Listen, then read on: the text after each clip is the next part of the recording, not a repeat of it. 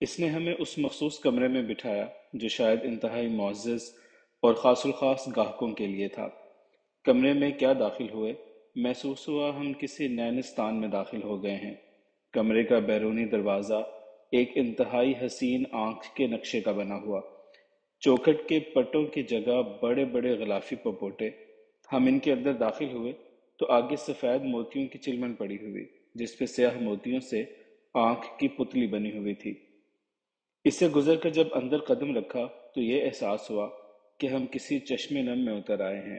ہلکی ہلکی نمدار برودت نے ہمیں ایک خوشگوار سی شگفتگی میں بھگو سا دیا۔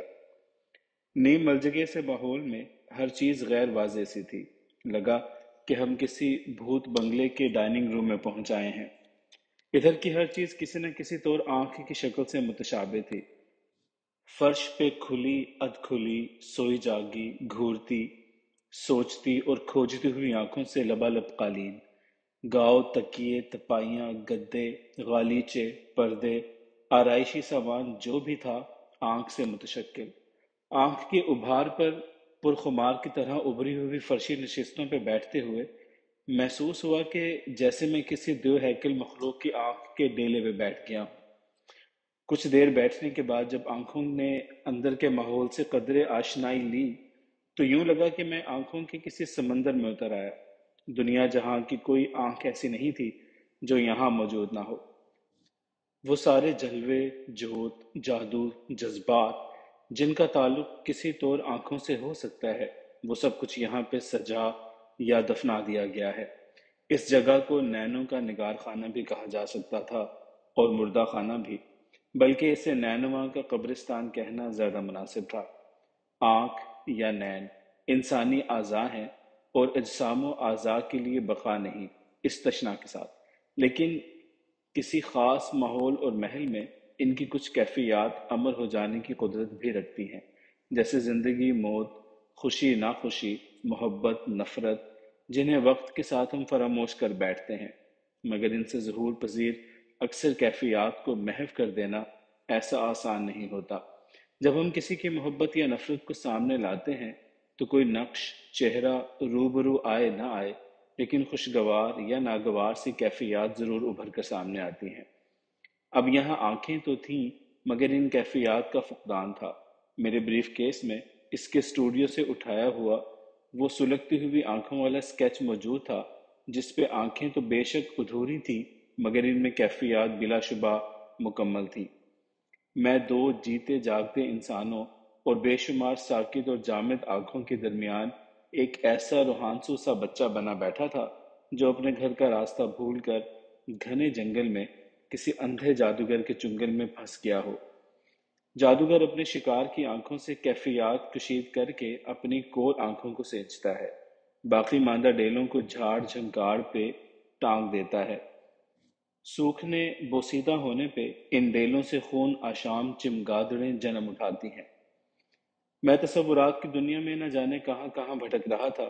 میں نے اس سے پیشتر بھی کہیں لکھا ہے کہ کالا رنگ، آنکھیں، بال، رات اور آواز، یہ پانچوں پرتھانتیانی جادو ہیں۔ یہ اپنی گرہیں اس کے آگے کھولیں گے جس کے ہاں ناخن علم و ہنر ہوگا اور جسے کسی مرشد کامل سے فیضان حاصل ہوگا۔ آپ نے دیکھا ہوگا کہ اکثر لوگ کالا رنگ شوق سے پہنتے ہیں مگر وہ اس کے شرف اور شر سے واقف نہیں ہوتے۔ اسی طرح آنکھیں بھی ہر کوئی رکھتا ہے مگر بینائی کہیں ایک آدھ میں ہی ہوتی ہے۔ آنکھوں کی فسوں کا ریاں، فتنہ گریاں اور حشر سامانیہ سمجھنا ایک الگ درد سر ہے۔ جس طرح سانپوں سپولوں پہ سپیرے سپادے ہوتے ہیں جو ان کے زہر و تریاق طریق و طور سے خوب جانکاری رکھتے ہیں، اسی طرح سمندروں، دریاؤں کے شناور اور ناخدا بھی ہوتے ہیں جو ان کے مزاج، موسموں، لہروں، موجوں، گہرائیوں، پنہائیوں کے محرم ہوتے ہیں۔ اسی طرح شاعری سنکی سے مصور بھی ہوتے ہیں، کوئی پورے پیکر کو اہمیت دیتا ہے تو کوئی پیراہن و پازیب اور کوئی گیسوئے تابدار و تمکنت جمال کو ابھارتا ہے، عارض گل گلوں اور چاہے زن خداں کو، اور کہیں لب کے نزاکت اور کوئی آنکھوں، پلکوں اور ابروؤں کو نمایاں کرتا ہے۔ مصوروں کی بھی اقسام ہوتی ہیں، فلسفی، صوفی، اجتہادی، مذہبی، تجریدی، عسکریت پسند، جنس پسند، امن پسند، ترقی پسند، انتہا پسند، تشدد پسند وغیرہ کچھ حسن و جمال کو ہی پینٹ کرتے ہیں، چند ایسے بھی جو محض کراہت و کدورت اور کسر و کسل کو ہی موضوع رکھتے ہیں۔ ایرانی، تورانی، کرد، عراقی مصور جذبہ عسکریت اور وطنیت کو اجاگر کرتے ہیں۔ فرانسیسی، پرتگالی، اسپینش ہنرمند قدرتی مناظر، گل و ثمر، فطرت کی بو قلمونیوں کے علاوہ انسانی معروضی مشاغل پہ رنگ آمیزی کرتے ہیں۔ امریکن سربفلک بلڈنگز، موٹر کاریں، سمندری مناظر، ہوائی اور بحری جہاز، شاہراہیں، رقص گاہیں، برٹش اسکاٹش پرندے، کتے، گھوڑے، ظروف، جنگل کے مناظر، پہاڑ، جبکہ جرمن، اٹالین مصور، چرچ، باغات، پھل، تتلیاں، کاروان اور ناچتی ہوئی جپسی عورتیں وغیرہ، جبکہ قدیم ایرانی مصوری گل و بلبل، نغمہ و اشعار کی تشریحات، رقص و موسیقی اور جدولی اشکال کے اظہار تک ہی رہی۔ یمینی مقام کے اس نگار خانے میں اپنی حیرتوں کے چراغوں کی لویں بڑھائے ششدر سا بیٹھا تھا۔ یہ بات تو میرے دائرہ ادراک میں آ چکی تھی کہ دیواروں کی بامبنیوں سے جھانکنے پھنکارنے والے نینوں کے یہ سارے مارے سیاہ اسی مجنون سپیرے کے کیلے ہوئے ہیں، اور یہ مخبوط الحال یمنی اس کا زبردست مداح ہے اور اسی دوستی کی وجہ سے اسے اچھے اچھے کھانے بھجواتا ہے۔ بڑے نفیس برتنوں میں قہوہ اور کھانے ٹونکنے کا سامان تپائی پہ دھرا ہوا تھا۔ اسے کون اور کب لایا مجھے کچھ خبر نہ ہوئی تھی۔ میں تو ان نینوں کی نظارگی میں محو ہو کر خود سے بیگانہ ہوا بیٹھا تھا، جبکہ یہ دونوں پھپھڑو لالے دین و دنیا سے بے نیاز اپنی ہینکی پینکی میں لگے ہوئے تھے۔ پٹھان اور عربی اپنی روزمرہ کی گفتگو میں باہم پہ کار دکھائی دیتے ہیں، فرق صرف پشتو اور عربی کی گرمی اور نرمی کا ہوتا ہے۔ ان کے باہمی گفتگو محض زبان سے ہی نہیں ہوتی، ہاتھوں، انگلیوں، آنکھ، ہونٹوں اور مختلف نوع کی حرکات و سکنات سے بھی ہوتی ہیں، جو دیکھنے سننے سے کہیں زیادہ محسوس کر کے لطف لینے کا باعث بنتی ہیں۔ شاید ان کی گفتگو میں کوئی وقفہ آ گیا تھا۔ مجھے یوں مبہوت سا دیکھ کر مصور بولا، خیریت بھائی، کدھر پہنچے ہوئے ہو؟ میں تو اپنی باتوں میں اپنے اس مخلص دوست اور مداح سے تعارف کرانا بھی بھول گیا۔ اس سے پہلے کہ وہ تعارف کرواتا، میں بیچ میں بول پڑا، بھائی، میں آج دوپہر انہی کے ہاتھوں سے کھانا لے کر آیا تھا۔ جس احتیاط اور محبت سے کھانا مجھے تھمایا اور بھگایا، اس سے مجھے ان کے اخلاص اور آشفتہ مزاجی کا کچھ اندازہ ہو چکا ہے۔ وہ چتون چڑھائے کچھ نہ سمجھتے ہوئے پوچھنے لگا، میں کچھ سمجھا نہیں۔ آپ نے مجھے ان کے ہاں کھانا لینے بھیجا۔ جب میں ان کے مطام پہنچا تو یہ کھانا لیے میرے منتظر تھے۔ الیک سلیک کے بعد کمال محبت و مہر سے کھانے کا پیکٹ میری جانب بڑھا دیا۔ میری بدبختی جو میں نے بل کا پوچھ لیا، بس یہیں سے ان کا محبت بھرا لہجہ شقاوت کی کثافت میں لتھڑا گیا اور میں سر پہ پاؤں رکھ کے بھاگ آیا۔ وہ سگریٹ ایشٹرے میں مسلتے ہوئے بولا، بھائی، بس یہی بل والی بات سے ہی بات بگڑی۔ خیر تم ان باتوں کو چھوڑو، گرم گرم خوشبودار قہوہ اور یہ حلویات نوش جان کرو۔ وہ میرے لیے قہوہ انڈیلتے ہوئے مزید کہنے لگا، تمہارے اور تمہاری خبط کے متعلق میں اسے سب کچھ بتا چکا ہوں۔ چونکہ یہ بھی تمہاری طرح چشم گزیدہ ہے، اسی نسبت سے میرا ایک پرخلوص فین ہے، مجھ پہ جان چھڑکتا ہے، ایک لمبے عرصے سے میرے طعام و قیام کی ذمہ داری سنبھالے ہوئے ہے۔ اب شاید گفتگو کا ٹریک بدلنے کی خاطر پوچھنے لگا، تم اس نشست گاہ میں بیٹھے ہوئے کیا محسوس کر رہے ہو؟ میں اس سوال پہ ہڑبڑا سا گیا، سوچ میں پڑ گیا اسے کیا جواب دوں۔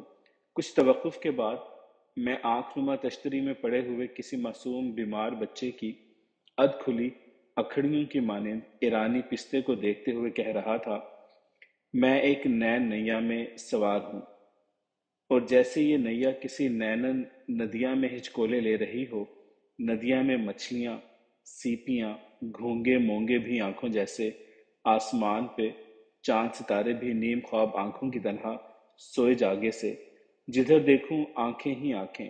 لگتا ہے دنیا تو دنیا، پوری کائنات ہی ایک بے کنار کھلی سی آنکھ ہے، اور پھر اس کائناتی آنکھ کی تخلیق بھی جیسے کسی ازلی ابدی آنکھ والے کی مرہون منت ہو۔ میں یوں ہی بے پر و بال کی ہانک رہا تھا اور وہ میری لن ترانی پہ مسکرا رہے تھے۔ میں شاید کچھ زیادہ ہی بول گیا تھا، خجل سا ہو کر پوچھ بیٹھا، میں دیکھ رہا ہوں اکھڑیوں، آنکھوں اور نینوں کے حوالے سے تمہارا خاصا کام یہاں پہ آویزاں ہے۔ ایک طرح سے یہ کمرہ تمہاری نگاہ پروری کا نگار خانہ ہے۔ یہ سب کچھ دیکھ کر سمجھ میں آتا ہے کہ آنکھ کیا چیز ہے، اس کا ظاہر، باطن، کیسی کیسی رعنائیوں سے بصیرت ہے، کیسے کیسے اسرار و افہام ان میں پنہاں ہوتے ہیں۔ شاید آج ایک ایسا سوال پوچھنے کا مناسب موقع ہے جو ملاقات کے پہلے روز سے ہی میرے اندر کل بلا رہا ہے۔ کیا وجہ ہے کہ تم نے انسانی اعضائی حسن و جمال کی فتنہ توزیوں اور رعنائیوں سے قطع نظر صرف انسانی آنکھوں کو ہی مشق ہنر بنایا ہے، جبکہ آنکھوں کی اکملیت چہرے سے متعلقہ اعضاء و جزویات کے بغیر معتبر نہیں ٹھہرتی۔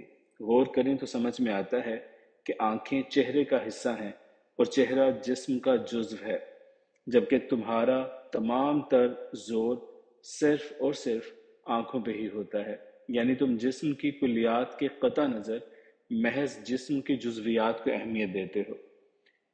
اس کے بے جغرافیہ چہرے پہ زلزلے کے بے محسوس سے ابھرتے ہوئے لہرے میرے جزبین نگاہوں سے پوشیدہ نہ رہ سکے۔ وہ اس سوال کی اہمیت کو تولتے ہوئے بڑے نپے تلے انداز میں بولا، کچھ آنکھیں ایسی بھی دکھائی دے جاتی ہیں جو مجھے سمندر کی امڑتی ہوئی موجوں کی مانند اپنے ساتھ بہا کر اندر لے جاتی ہیں، اور جو پھر ان گہرائیوں، گدرائیوں اور گویائیوں میں اتر جاتا ہے، اسے بھلا کیا ہوش کہ لبِ ساحل کیسی اور کتنی سیپیاں اور گھونگے الٹے پڑے ہیں۔ وہ تو مونگوں کی مرجانی وادیوں گھاٹیوں میں مروارید چننے پہ لگ جاتا ہے۔ سبحان اللہ! میرے منہ سے بے ساختہ نکل گیا، جبکہ میں اس کی وضاحت و فصاحت پہ قربان ہو کے رہ گیا۔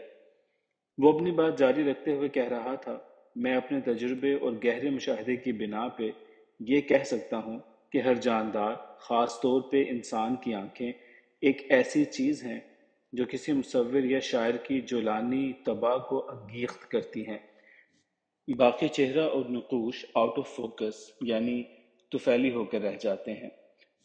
ہزاروں آنکھوں میں چند ایسی فسوں خیز اور طلسم ہوش ربا کہ ان کے سرسراتے کالے جادو سر پہ چڑھ کے بولتے ہیں۔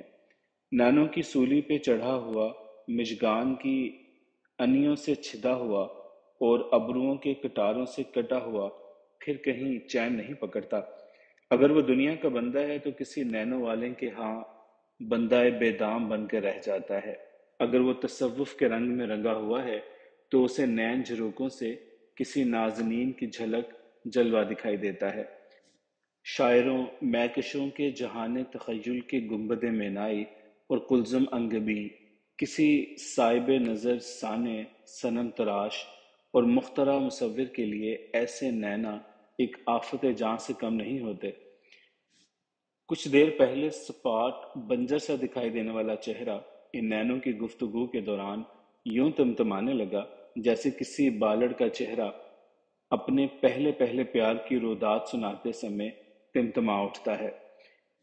شاعر، انشا پرداز، مصور، رقاص، سنگ تراش، یعنی فنون لطیفہ سے جڑے ہوئے یہ انوکھے سنوکھے ملوک سے لوگ باہر سے باورے مگر بھیتر سے شکرواریے اور شیتل شانت انگ رنگ میں کہیں بھنگ ہو جائیں تو فصاحت و بلاغت کی ایسی پھل جھڑیاں اور شرلیاں چھوڑتے ہیں کہ سنا اور دیکھا کرے کوئی۔ میں اسے تحسین بھری نظروں سے دیکھ رہا تھا۔ قہوے کا ایک جراب چڑھاتے ہوئے وہ مزید بتانے لگا، یہ دیواروں پہ اگے اترے اور چمٹے ہوئے عذابوں کی مانند نینا دیکھ رہے ہو، یہ میرے کلیجے کے ٹکڑے ہیں۔ یہ لخت لخت نینا میرے انگتے برسوں کی جاں سوزی اور انگشت فگاری کا محاصل ہیں۔ مجھے یہاں پہنچ کر ایک عجیب سی اذیت نما طمانینت کا احساس ہوتا ہے۔ میں اسی مقتل کے چشماں میں شب اذیتی کا اہتمام کرتا ہوں۔ کام کے علاوہ یہیں میری نشست، میرا بستر اور یہی جگہ میرے لیے قبر، برزخ اور جنت دوزخ ہے۔ میں دیکھ رہا تھا کہ وہ جذبات سے آری گفتگو کر رہا ہے۔ بیٹھے ہوئے یمنی کی جانب بہجت بھری نظروں سے دیکھتے ہوئے وہ مزید گویا ہوا، یہ میرا ایک مخلص قدردان ہے، مصور تو نہیں، لیکن مصوری کی باریکیاں تقاضے خوب سمجھتا ہے، بلکہ عہد جدید و قدیم کی اعضائی مصوری پہ گہری نظر رکھتا ہے۔ شاید تم یہ جان کر خوشی محسوس کرو کہ یہ بھی تمہاری طرح کسی نین نگری کا نین دکھیا ہے، اپنے مطعم میں آنے والے گاہکوں کی جیبوں میں ریالوں کی بجائے ان کی آنکھوں میں کہیں نمانے نینوں کی کھوج میں پڑ جاتا ہے۔ کسی بلی کتے کی آنکھیں خوبصورت ہوں گی تو یہ انہیں گود بھر لے گا، کوئی پھول پتا پھل پتھر وغیرہ آنکھ نما نظر آ جائے یہ انہیں حاصل کر لے گا۔ آنکھوں اور نینوں کے متعلق بھی اس کا فلسفہ عجیب سا ہے کہ اکثر چہروں پہ مردہ آنکھیں ہوتی ہیں جبکہ نین تو کہیں دکھائی ہی نہیں دیتے۔ کہتا ہے کہ کارزار حیات کا کوئی سفر اتنا دراز اور دشوار گزار نہیں جتنا آنکھوں کے سمندروں اور نینوں کے لق و دق صحراؤں کا ہے، جہاں ذرہ ذرہ شہاب اور ہر قطرہ ایک قلزم ہوتا ہے۔